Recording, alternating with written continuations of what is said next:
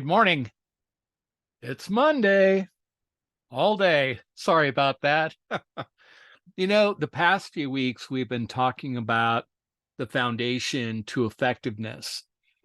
I just want to sum this up with more information, and then we will be done with this topic and going on to another topic.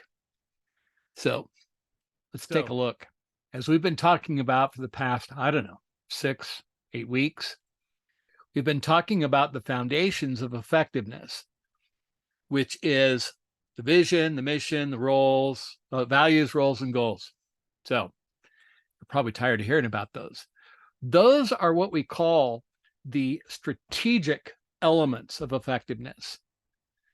They're something that needs to be addressed before anything else can happen, whether you're an individual, a team, or an organization. These are critical to your success, right? Now, in everything, there's a dichotomy.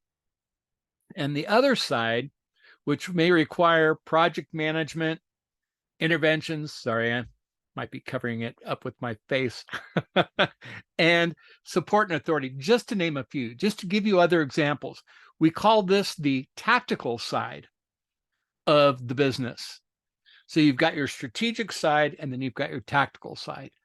Strategic side is preparation and setting things up, and the tactical side is the execution, the implementation. And one without the other, well, if you had a strategic, effectiveness model done, but you had no tactical or execution implementation, it would be words on paper. It wouldn't matter. Now, if you have the tactical side without the strategic side, well, that's called chaos. Because how do you know what to project manage? How do you know when to intervene if things are going wrong when you don't have your compass and your clock in the strategic part of the model, right? Or support and authority for individuals, teams, and the organization. So I'm going to show you what one of the tactical things might be, and it's a very handy tool, and it's called a process map. Now, I'm just going to give you a brief overview of what the process map is and what it does. I have a course called Process Forensics that drills down in much more detail. So we're not going to get into the date and time areas or the task time, stage time, and duration, or cycle time at the bottom. Just give you the basics because it's a tool that you can use. So when you're having problems with the process, you're experiencing difficulties, maybe the process takes too long, maybe there are issues within the process that need to be addressed. So the first thing we do is we identify what this process map is for. So in my example, it's going to be the purchase order and fulfillment process is map, page 1. Now, an is map means current state, which you'll see on the process map here, current state. It just means how the process is actually currently done. Not how the procedure says it's done, but how people actually do the work. You see, oftentimes people, especially in the office environment, they go around the procedures or the work instructions or the SOPs simply because they don't work, or they take too long, they're too complex. They don't serve the people who do the work. So we're going to actually get people in to talk about what they actually do, not what they're supposed to do. Because naturally, if everything was done the way it's supposed to be done, well, our results would be perfect, right?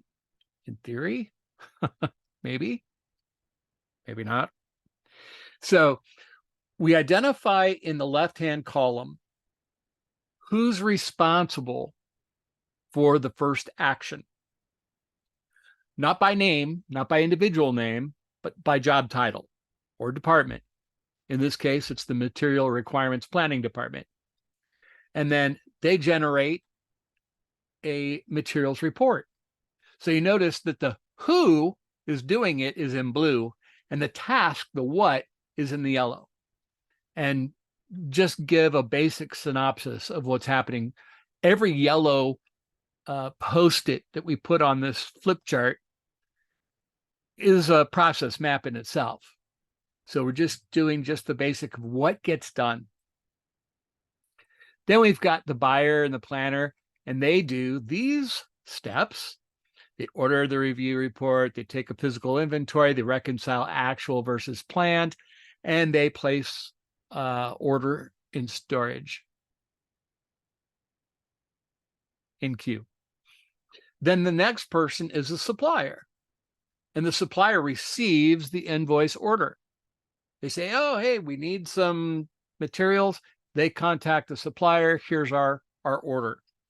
And then the material manager, he approves the invoice for payment for that order.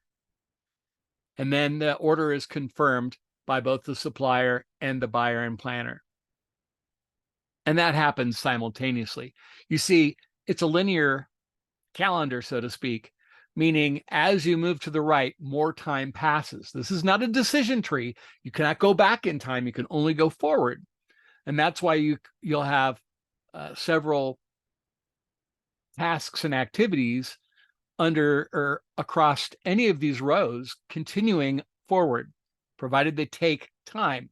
Now, the time that the order is confirmed is actually a software program where it's confirmed simultaneously by the supplier, and the planner and the buyer and the planner automatically know immediately. So through, electronic document integration or whatever you want to call it, but it's simultaneous. So they hold the same column, but each column here kind of shows the span of time. Now, I'm just using this one for example. It says page 1. There is a page 2. And in the page 2, you'll see that there are other players in the game. These are the people that you need to get into the room to talk about their piece of the pie. It's great if you can have them all in at once, but realistically, people have to work. So you may only be able to get them one at a time and be asking them questions. So what do you do at this time? How long does it take? What are the, other things like that? Now you'll notice here on the process map that the supplier box is green. It's not blue. Well, wait a second. Responsible party is supposed to be with a blue post-it. No, actually, anytime that responsible party is outside the organization, it's a green post-it to tell you you don't have any control over what happens there. I mean, you may have influence, but you don't have control. So super important. And then the final stage of this is that we talking to each of these people, we can ask them, well, what are some of the chronic, reoccurring problems you experience in the process? And so they take their red post-it notes and they start posting those. Oh my, we've got a few. Oh, holy cow, physical inventory is a problem here. You can tell, right? So all these red post-it notes show you where the process is bleeding. Now, every step may not have a red post-it notes. Some steps may have a dozen red post-it notes. This is what we call the process is bleeding. If you've heard, hey, process is bleeding, you've heard that saying before. This is why. It's in the process map.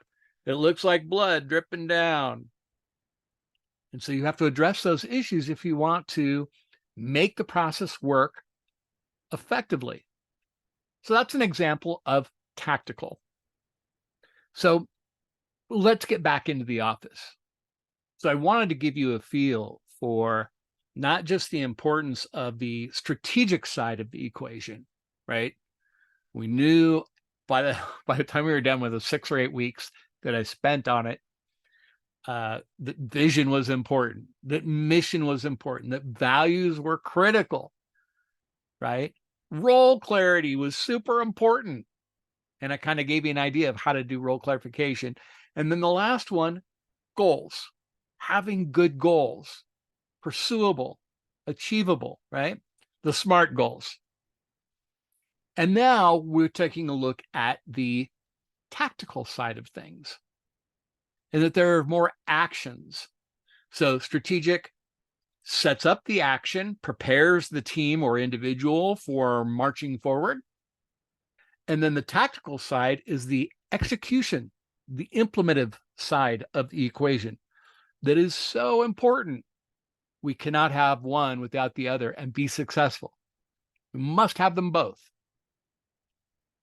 And then I threw out another freebie of using a process map.